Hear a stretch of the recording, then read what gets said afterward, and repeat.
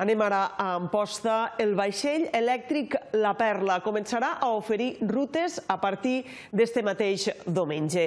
La ruta comença pujant riu amunt per poder admirar la façana fluvial de la ciutat i passarà per davall del pont penjant. Donarà la volta i baixarà fins a l'illa de Sapinya.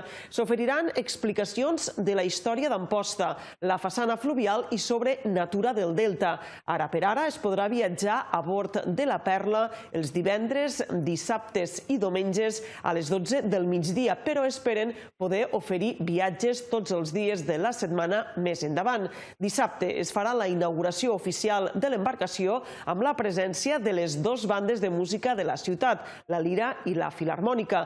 Tots els ampostins que ho desitgen podran sol·licitar entrades gratuïtes en el primer viatge inaugural a través del web de l'Ajuntament. Intentarem començar divendres, dissabte i diumenge, encara que volem acabar oferir-les tots els dies de la setmana, i seran a les 12.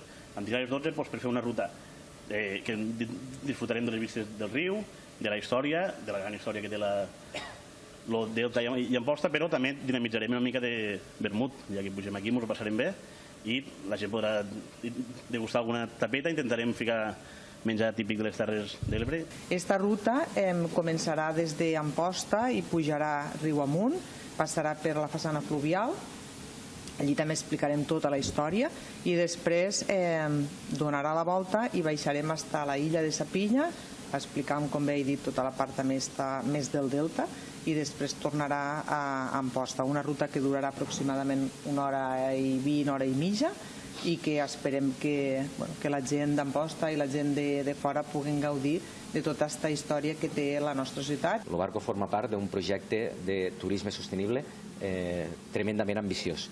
Penseu que a Amposta impacten 3 plans de sostenibilitat turística en destí.